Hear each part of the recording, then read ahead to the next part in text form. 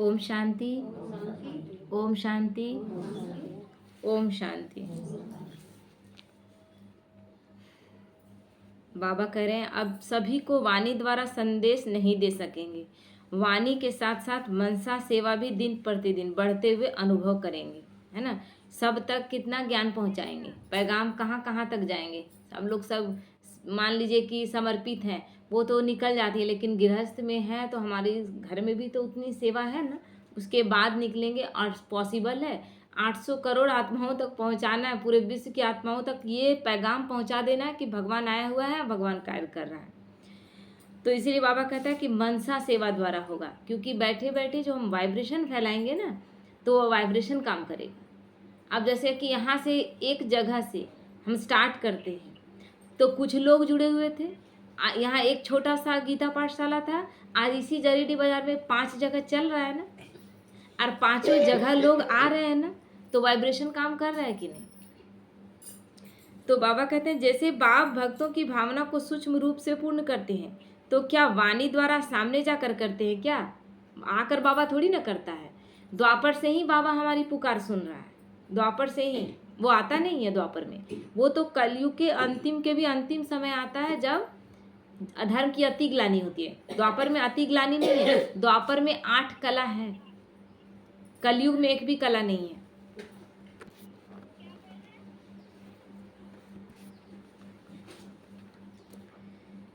तो हम भक्त पुकार रहे थे, भगवान अब व्रत कर रहे थे, त्योहार कर रहे थे। कौन आएगा देने के लिए? कौन आएगा? देवी देवताएं आ सकते हैं क्या? देवी देवताएं द्वापर के बाद वाम मार्ग में चले गए, वो कैसे देंगे?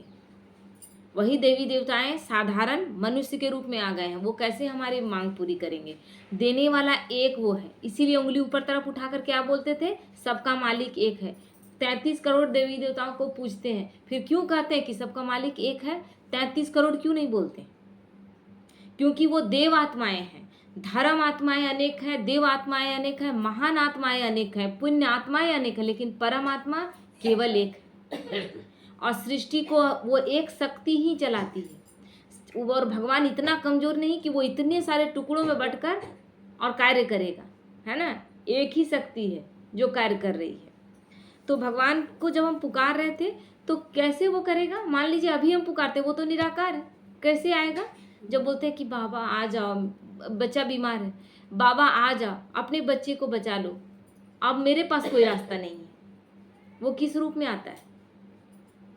वो अपने आ जाएगा क्या? निराकार है तो कैसे आएगा? लेकिन ऐसा कोई स्थिति ला देगा जिससे आपका ये प्रॉब्लम सॉल्व हो जाए। जैसे एक माता थी ना, तो ज्ञान में चल रही थी और मतलब उनका कोई बाल बच्चा नहीं था, और पति पत्नी थे, और मधुबन का टिकट करवा ली थी, आज निकलना है। और उसके हस्बैंड बोले कि हार्ट पेशेंट थे, मतलब उनको अच्छा फीलिंग नहीं आ रहा था, बोल रहे थे कि हमको ठीक नहीं लग रहा, तुम मत जाओ। तो बोले हम क्यों न जाए, मेरा तो टिकट बना हुआ है मधुबन का, कोई छोड़ देगा ट्रिप जाने का? तो बोली कि बाबा है ना, बाबा में को हम अपना बच्चा बनाए हैं, तो वो किसी न किसी विधि वो अपना सब कुछ देखेगा, हमको उस पर पूरा भरोसा है। हस्बैंड बोल रहा है कि मेरा तबीयत ठीक नहीं है, लेकिन बोली घर उसका है और आप भी उसके, हम भी उसके हैं, और वो मेरा बच्चा है। आज जब उसको बच्चा बनाया है तो वो मेरा क्या सहायता नहीं करेगा? एकदम निश्चय बुद्धि होकर चली गई। स्टेशन पहुंची होगी, ट्रेन पकड़ी होगी, तब तक हस्बैंड का ये सच्चा घटना है, हस्बैंड को हार्ट अटैक आया। घर में तो कोई है नहीं, वो निकली थी, दरवाज़ा खुला ही है, और उसी समय उसका एक डॉक्टर दोस्त था, जो दिल्ली का घटना है, तो दिल्ली आया हुआ था घूमने के लिए, और उसको अचानक से संकल्प आ रहा है कि अपने दोस्त से कहीं यहीं पर रहता था, लेकिन याद नहीं, बहुत दिन मिले हुए हो गया है, तो क्वार्टर नंबर याद नहीं, याद करते करते बहुत मुश्किल से ढूंढते ढांढते नाम अति करके और पहुंचा, उसके घर पहुंचा, तो वहाँ देख रहा है कि वो तड़प रहा है, हार्ट अटैक आया हुआ है। और उसका डॉक्टर दोस्त जो हार्ट पे मतलब डॉक्टर है बहुत बड़ा, तो एम्स में डॉक्टर था, तो वो क्या किया कि वो आया अंदर, तो देख रहा है कि वो ऐसा इसका स्थिति है, तो तुरंत दिल्ली का जितना जो मेन थी हॉस्पिटल है, वहाँ से सारा सुविधा उसी घर में बुला दिया, क्योंकि ले जाने के लायक नहीं है, तुरंत सुविधा चाहिए। तुरंत एक फ़ोन घुमाया, सब वहीं पर हाजिर हो गया, और उसी घर को हॉस्पिटल का रूप कुछ देर में दे दिया गया, और उसके पति को बचा लिया गया। तो जब वो वापस आई मधुबन से, क्योंकि उसको नहीं डिस्टर्ब किया गया, वो तो चली गई थी, उसको डिस्टर्ब वो उसका हस्बैंड किए नहीं। फिर उसका देख रेख उसका दोस्त किया, नर्स और सब व्यवस्था कर दिया था, उसका देख रेख होता रहा। जब वो आई तो उसके हस्बैंड बोले कि सच में बाबा बच्चा के रूप में हो तो कोई कुछ मेरा नहीं बिगाड़ सकता, एक बाल बांका नहीं हो सकता है। आपका बच्चा आपके पास है तो कुछ कर सकता है, लेकिन नहीं है, दूर है, तो आप क्या कर लेगा वो। मान लीजिए कि 5-6 बेटे हैं आपके, लेकिन आपके पास नहीं और मुसीबत आए, क्या कर लेगा वो। लेकिन जब उसको बेटा बनाए हुए हैं तो वो तो सर्वशक्तिमान, वो तो कहाँ से कैसे कर देगा पता नहीं।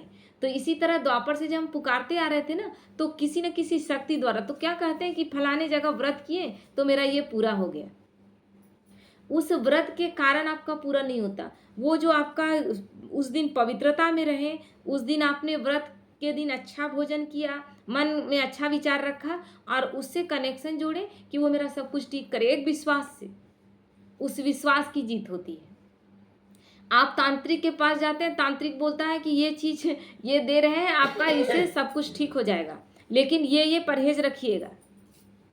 जब वो देता है ना, वो भी जानता है कि इसमें कुछ नहीं है, लेकिन किस वजह से हमारा ठीक होता है, मेरे अंदर बिलीफ सिस्टम कायम कर रहा है कि ठीक हो जाएगा, मेरा विश्वास काम कर रहा है, और उसी विश्वास को वो भुनाता है। उसके पास कोई ऐसा चीज नहीं, अगर वो ऐसा कर देता तो भारत पाकिस्तान का लड़ाई बंद करवा दे ना, कर दे तंत्र मंत्र कुछ ऐसा, कहते मेरे घर का लड़ाई उस फलाने तांत्रिक से दिखाए ठीक हो गया, एक थोड़ा सा अरवा चावल दिया, पूरे घर में छिड़क दिए, सब कुछ ठीक हो गया, करा दे, भारत पाकिस्तान के बॉर्डर में डाल दे और दोनों का लड़ाई ठीक हो जाए। ऐसा होता है क्या?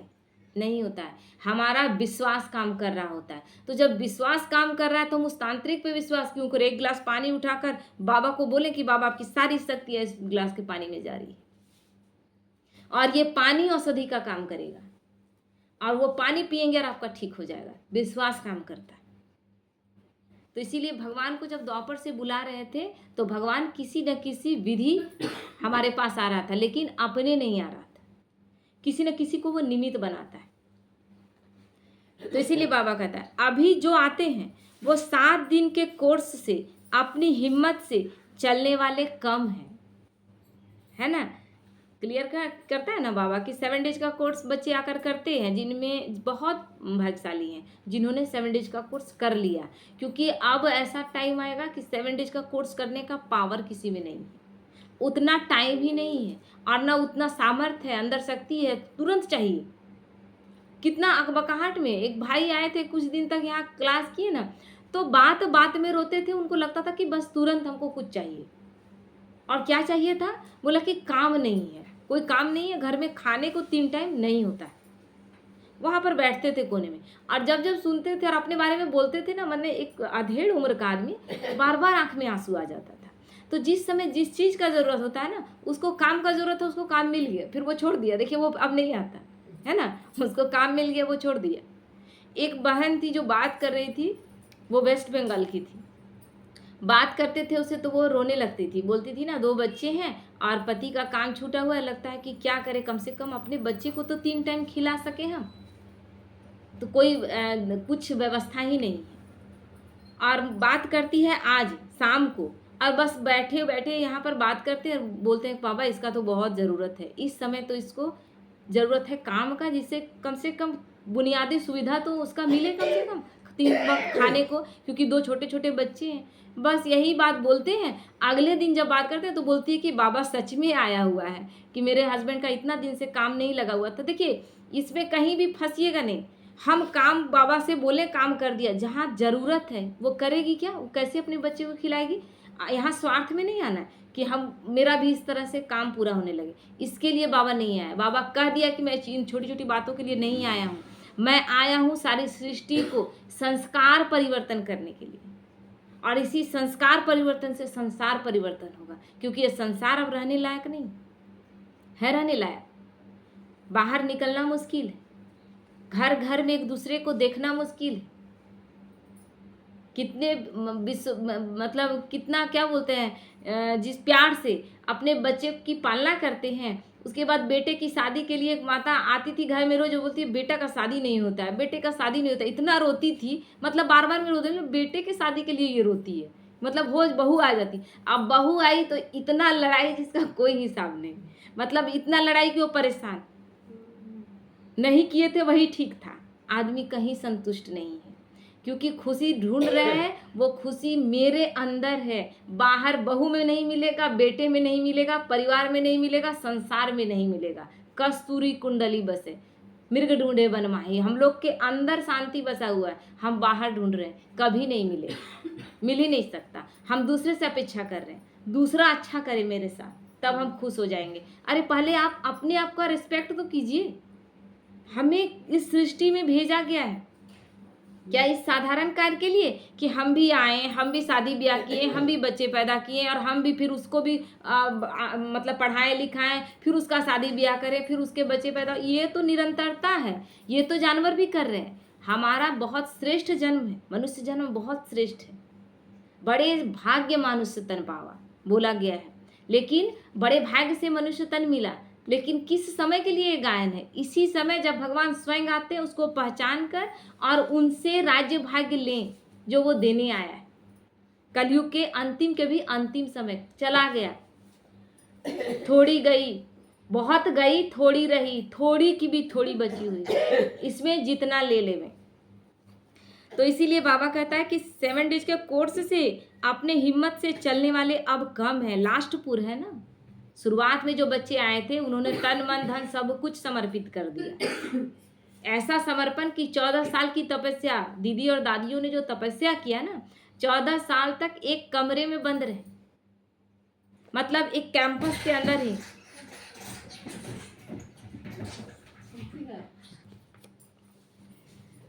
तो 14 साल तक एक कैंपस के अंदर में रहकर और ये करवाया गया तपस्या। और जो ब्राह्मण आत्माएं अभी कर रही हैं ना, वही महाभारत लिखा गया और वही ब्राह्मणों की कहानी रामायण है। केवल समझने का फेर है, समझिए तो समझ जाएंगे कि कहानी क्या है। लेकिन कहानी पढ़ रहे हैं और खुश हो रहे हैं। कहानी लिखा क्यों गया था? कि उससे प्रेरणा लेकर हम जीवन में आगे बढ़े। लेकिन उन कहानियों से कभी प्रेरणा नहीं लिए, बस कहानी सुन रहे हैं, मजा आ रहा है, अच्छा लग रहा है और बहुत खुश हो रहे हैं कि भगवान का कहानी सुन लिए ना, बस हम मेरा पुण्य मिल गया। नहीं, आप उस कहानी से प्रेरणा लेकर अपने प्रैक्टिकल जीवन में अप्लाई करते हैं, तब वो पुण्य मिलता है। आपका बेटा भेज रहे हैं स्कूल में, वो पढ़े और आकर घर में भूल जाए, उसका कोई प्रैक्टिकल जीवन में वो पढ़ाई में कि हाँ कुछ बनेंगे, बोले कैसे बन सकते हैं? आप उसको पढ़ाना बंद कर देंगे ना। तो इसी तरह है। तो बाबा कहते हैं कि ये उस समय उन लोगों ने जो किया वही चीज का गायन है। तो अभी लास्ट पुर है जिसमें ताकत नहीं है। 88 वर्ष से ये ज्ञान मार्ग 88 वर्ष से चल रहा है। 100 वर्ष का इसका कार्यकाल ही है। परमात्मा का सिर्फ 100 वर्ष का कार्य है। और वो निश्चिंत है, जो हैं स्कूल के वो आएंगे, जो नहीं है वो नहीं आएंगे, है ना। तो बाबा कहता है लास्ट पुर में ताकत नहीं होती, इसलिए अभी की आत्माओं को स्वयं के शक्तियों के सहयोग द्वारा आगे बढ़ाने का समय है। दिन रात योग क्यों लगाने बाबा बोल रहा है? शक्ति अपने लिए तो भरना ही है और अन्य आत्माओं तक शक्ति भेजना है, ताकि वो आत्माएं भी आकर कम से कम ज्ञान सुन सके, शक्तिशाली बन सके। आपके भेंट में अभी की आत्माएं टू लेट हो गई हैं। टू लेट का बोर्ड लग चुका है, माने हम लोगों की तुलना में। तो हम लोग भी बहुत लेट से आए हैं। जो हम लोग बैठ के पढ़ रहे हैं तो हम लोग भी बहुत लेट से आए। तो कभी कभी सोचते हैं कि इतने लेट से क्यों आए, लेकिन लगता है कि सब चीज़ का टाइम फिक्स है। और जिस समय वो हमसे ज़्यादा समझदार है, जो ऊपर बैठा है ना, वो हमसे ज़्यादा समझदार है। किसका किस टाइम में आना चाहिए वो ठीक फिक्स किया हुआ है, उससे मिस्टेक नहीं होता है। भगवान से कोई मिस्टेक नहीं होता है। क्योंकि लास्ट पुर हो गया, इसलिए स्वयं का उल्लास देकर उनको चलाना है। उनमें उमंग उत्साह नहीं है, भय है इतना कि उमंग उत्साह क्या रहेगा? मेरा क्या हो जाएगा, मेरी इतनी बीमारी है, हाथ में दर्द है, पैर में दर्द है, चलने नहीं सक रहे हैं, बहुत तरह का। मतलब किसी से बात करिए ना तो इतना दुख बोलेगा कि लगेगा कितना सारा दुख इसी के पास है। अरे बाहर निकलिए, दुख ही दुख है। कलयुग है, कलयुग कलह कलेश का युग है। गर्मी के दिन में बोलेंगे कि गर्मी नहीं, ठंडा लग रहा है, कोई विश्वास नहीं करेगा। गर्मी के दिन में गर्मी लगेगा, ठंडी के दिन में आपको ठंड लगेगा। कलयुग का समय है, कलह कलेश का समय है, वो तो लगेगा ही, वो दर्द तो आएगा ही जीवन में। लेकिन बाबा हमारा क्या कर रहा है, ये संगम युग का समय जहाँ हम सब दुखों से छूट रहे हैं, सब दुखों से मुक्त हो रहे हैं, इसी दुनिया में रहते बाबा हमें सतयुग का फीलिंग करा रहा है ना। भय लगता है, मेरे साथ तो भगवान है। उनको भय लगता है जो भगवान से सचमुच में नहीं जुड़ पाए हैं अभी तक, उनको भय लगता है। उनके लिए निश्चिंत स्थिति नहीं है, क्योंकि निश्चय नहीं है। तो ऐसा पावरफुल यंत्र निकालो जो 1 सेकंड में अनुभव कराने वाला, 1 सेकंड में किसी को अनुभव कराने से। कैसे अनुभव करा देती थी प्रकाश मणि दादी, कैसे अनुभव करा देती थी। अब आज ही सुन रहे थे तो लगा कितना शक्ति है इन लोगों में। बिल्डिंग बनना था शांतिवन में और पैसा एक भी नहीं है, तो दादी रात में बाबा से बोलती है, बाबा को बोलती है कि बाबा एक भी पैसा नहीं है और हमारे यज्ञ में मांगने का तो रिवाज ही नहीं। जो देते हैं लोग बस होता है, लेकिन मांगा नहीं जाता। यहाँ डोनेशन मांगा नहीं जाता। ये नियम बाबा के समय से है कि मांगने से मरना भला। जो अपने से इस यज्ञ में सफल करेंगे वो अलग बात है, लेकिन मांगा नहीं जाएगा किसी से। तो कैसे बनेगा? बाबा को बोल दी, रात में बोली है कि इतना पैसे का ज़रूरत है। और सुबह होता है, सुबह एक भाई को बोलती है कि मेरा हाथ में खुजली हो रहा है। राजू भाई थे तो उनको बोले देखो ना मेरा हाथ में खुजली हो रहा है। तो भाई जो थे वो हाथ में बोले कि दादी इससे कुछ होता है क्या? बोले हाँ पैसा आता है। क्योंकि देखिए कितना निश्चय बुद्धि है, हाथ में खुजली होगा उससे पैसा आ रहा है, वो भी जानती है कि ऐसा नहीं है। बाबा को लिखी है, बाबा को बोली है, इसका मतलब आना ही है, इतना निश्चय बुद्धि है। तो वो भाई मिलके और बाहर निकले तो तुरंत आवाज़ दी, एक भाई से बुलवाई के वापस बुला। तो उसको बोली थी कि आज बाबा को लिखे हैं कि इतना पैसा चाहिए, तो पैसा आएगा। भाई निकल गया, उसके बाद बुलाई कि आओ। तो फिर गए तो बोले कि देखो तुरंत, मतलब अभी 5 मिनट के अंदर में एक भाई आया और उतना ही पैसा डोनेट करके चला गया। इतना निश्चय कि बाबा को लिखे, बाबा का कार्य, मेरा कार्य ही नहीं है। कार्य तो परमात्मा का चल रहा है, वो क्या कराएगा नहीं? वो अपना कार्य रोकेगा क्या? जब हम अपना सोचते हैं मेरा कार्य है, तब कार्य में विघ्न आना शुरू होता है। तो घर परिवार को भी क्या मेरा है क्या? अभी आत्मा शरीर को छोड़ दे, क्या कुछ लेकर आप जा रहे हैं? आप कहते हैं कि हमको टाइम नहीं मिलता है, छोटे छोटे बच्चे हैं, लेकिन छोटे छोटे बच्चे हैं इसलिए आप ये तय कर सकते हैं कि अभी हमको मरना नहीं चाहिए। उस समय भी आप शरीर छोड़ देंगे, आत्मा शरीर छोड़ देगी अगर उसका टाइम, उसमें कंट्रोल हमारा नहीं है, हमारा अपनी सांसों पर कंट्रोल नहीं है। तो करण करावन हार वो बैठा है ना, तो घर को सौंप दे उसको, अपने पूरे जीवन को सौंप दे उसको, कि क्योंकि है ही उसका। और यही गा रहे थे कि त्वमेव माताश्च पिता त्वमेव बंधु च सखा त्वमेव विद्या द्रविणम त्वमेव सर्व मम देव देव। ये गा रहे थे लेकिन मान नहीं रहे थे। इसका पूरा अर्थ क्या है इस मंत्र का? कि माता पिता बंधु बांधव भाई बहन सब रिश्ता तुम्हारा है, तुमसे है मेरा। बाकी ये जो रिश्ते दिख रहे हैं ना, ये तो बदलने वाले हैं। आत्मा शरीर को छोड़ेगी, दूसरा शरीर धारण करेगी, वहाँ सारा ड्रेस भी बदल जाएगा और एड्रेस भी बदल जाएगा। शरीर रूपी ड्रेस भी बदल जाएगा क्योंकि दूसरा शरीर मिलेगा, और एड्रेस भी बदल जाएगा क्योंकि दूसरा घर, दूसरे माता पिता, सब कुछ दूसरा। सब कुछ टेम्पररी, कुछ भी परमानेंट नहीं। लेकिन उस परमात्मा से रिश्ता हमेशा के लिए है, उससे नहीं बदलता। इसलिए आत्मा का नाम नहीं बदलता, शरीर का नाम चेंज होता है। आत्मा को तो आत्मा ही कहते हैं, आत्मा का नाम दिए हैं कभी? तो इसीलिए बाबा कहता है कि अब अपने हमजिन्स की संख्या बढ़ाओ, यानी हमारे जैसे ही योगी आत्माओं का संख्या बढ़ाओ, ताकि अन्य आत्माओं की सेवा की जा सके। क्योंकि समय दिन प्रतिदिन बुरा आएगा, अब अच्छा नहीं आने वाला है, क्योंकि कलयुग अब अपने अंतिम समय में जा रहा है। जब कोरोना आया था, एक ट्रेलर था, कोरोना सब बोलता था कि हमको टाइम नहीं है, अपने रिश्तेदारों से बात करने का टाइम नहीं है, बिजनेस में कोई मस्त है, कोई अपने काम में मस्त है। लेकिन बाबा घर बैठा दिया था ना सबको। इतनी बड़ी बड़ी फैक्ट्रियां चलने वाली, लेकिन सब आके घर में बैठ गए थे ना, तो वो जब चाहे तब क्या रोक नहीं देगा। और जब रोक दिया ना, उस समय वातावरण पूरी तरह से शुद्ध हो गया था। यानी वो चाहेगा तो तुरंत इस जो इतना प्रदूषण फैला है उसको भी तुरंत ठीक कर देगा। उसकी शक्ति से बढ़कर हमारी शक्ति नहीं है। हम बिगाड़ने में बहुत आगे हैं, लेकिन वो बनाने वाला ज़्यादा तेज है हमसे। तो इसीलिए बाबा कहता है चाहे मनसा करो, चाहे वाचा करो, चाहे कर्मना करो, लेकिन सेवा के सिवाय और कोई समस्याओं में नहीं चलो। अभी बस सेवा करना है। मनसा में दान देते रहना है, यानी अपना स्थिति पावरफुल रखना है। जैसे कि ब्रह्मा कुमारियों को बुलाया जाता है, उधर राजस्थान तरफ ब्रह्मा कुमारियों को बुलाया जाता है, जहाँ किसी के घर में शरीर, कोई आत्मा शरीर को छोड़ी है। क्या होता है, वातावरण तो एकदम भारीपन रहता है।